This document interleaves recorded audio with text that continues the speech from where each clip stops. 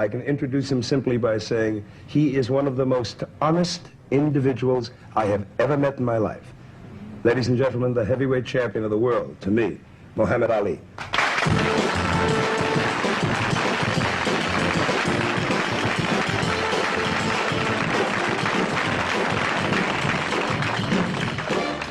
I'd like for you to tell the, what is the basis behind this teaching and this belief? We believe that since we are 22 to 30 million people and worked 310 long years, 16 hours a day for nothing, to enable America to be the 50th of the richest states on the planet, and fought in the Japanese War, the German War, the Korean, now down in Vietnam, to uphold America's freedom and independence. We think now that the master should now say, slave, you helped me build a house and you done worked so hard and tried to love me, but I wouldn't accept you. I shot your leaders and killed you.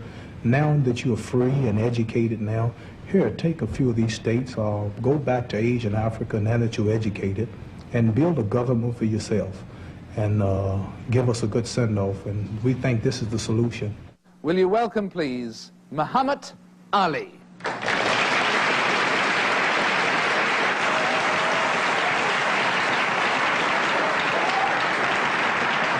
I'm not allowed to earn a living here. I'm not allowed to leave the country. And I had about $10 million in contracts in foreign countries, European and African countries, and the government has taken my passport so that I can't go out here to work. Then I cannot work in America. So, and I can name many more people, you know. But you can't say, though, can you, Mohammed, the simple thing that one race is righteous and another isn't. We all have our faults. I'm not going into that, you know, I just said... No, but you do, I mean, all I meant was I can't leave you saying that, in the sense you can't say that one race... Well, I would say that weapons, all of your guns and your bombs and your poisons are created by your white race. You can't say that, though, Mohammed. We all have faults. I would say whiskey and homosexuality. If you go back to England, your country, Europe, when they kicked out the old... Packed with whiskey and homosexuality wherever you look. You remember certainly. when a lot of the whites were kicked out of there, they say there's trash, they say so-called. No, but I mean... They're the ones that landed here. You can say certain... you can say that there are certain things that, for instance, come and stem from white people. But I mean, on the other hand, the black race is equally. We all have our faults. Well, I mean, cannibalism. Where does that come from? I would say this. Where does cannibalism? I don't know about cannibalism. All I know is what you told me in history about it. You are a wise man. You're an intelligent man, and if I was not a Muslim or follow the Honorable Elijah Muhammad, I couldn't talk to you for 2 minutes. And I believe I can hold my own as an intelligent conversation with you. But it all comes from the Honorable Elijah Muhammad. But people praise me. Oh, you should be the leader. Well, you don't have to follow Elijah. Man, are you a fool? Everything I got come from him. He taught me who I was.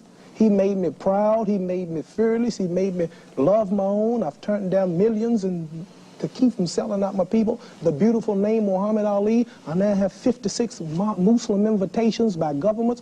All they ask me about when I go to those countries, how is Elijah Muhammad?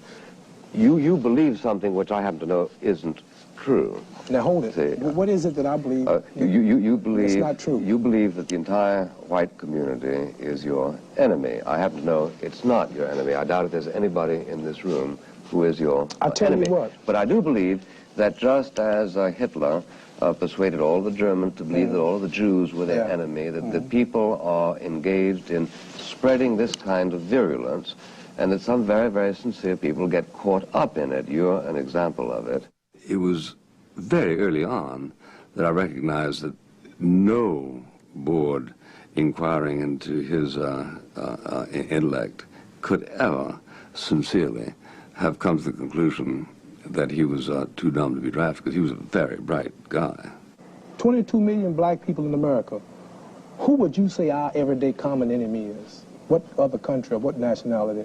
I mean, you know, you have the nerve to be on a TV show like this and look at me like I'm wrong for saying Elijah Muhammad is poisoning you by telling you that we're your enemies. And I feel it and see it every day. And every black man watching this show know you are enemies. And you have the nerve to stand up here and say Elijah Muhammad is poisoning my mind. He cannot teach us that you are enemy. You taught us, and your people daily. Martin Luther King is bumped off unjustly. Adam Clayton Powers bumped off unjustly. They took my title unjustly. They killed Megas Ever unjustly. All the integrators who love white folks was unjustly kicked out of Washington. They've been deprived of education and poverty throughout the country. The extraordinary thing about it is that although I began thinking that he was simply special pleading on his own behalf, I ended up by thinking he was absolutely correct.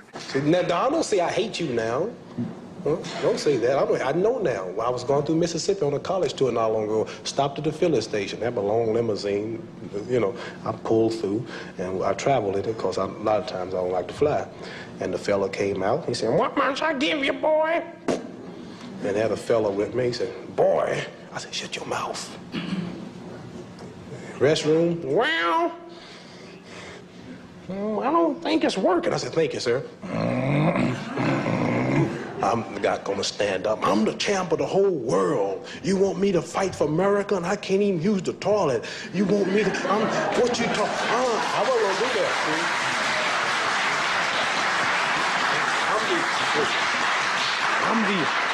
I had a right to say, I'm the Olympic gold medal winner. I'm Muhammad Ali, Cassius Clay.